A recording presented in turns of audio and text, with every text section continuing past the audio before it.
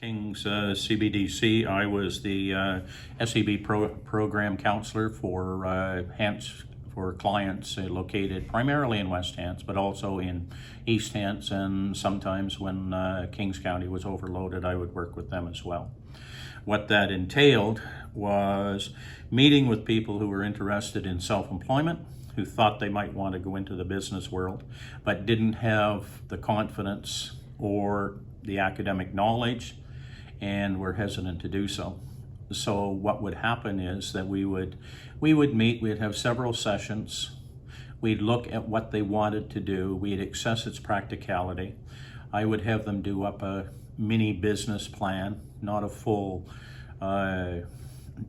three volume binder with surveys, etc., but just to clarify the concept they had.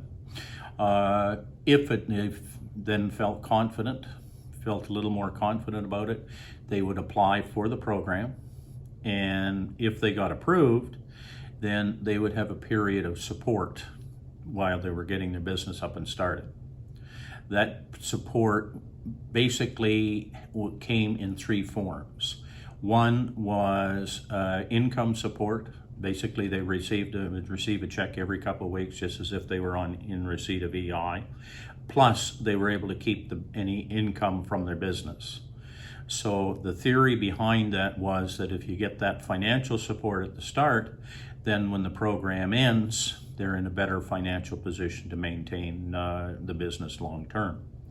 The second support they received was business administration courses, training, aimed at the introductory business level to try to translate all the rules and regulations out there.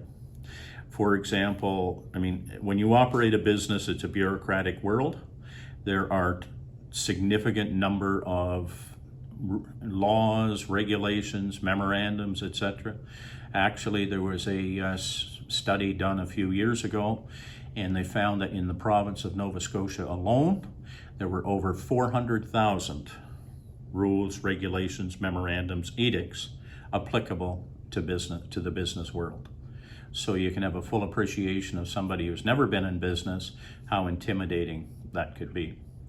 The third triage, or the third part of the triage of support to the individuals, was the provision of a business counselor. And that counselor would work with the individual while they were in the program.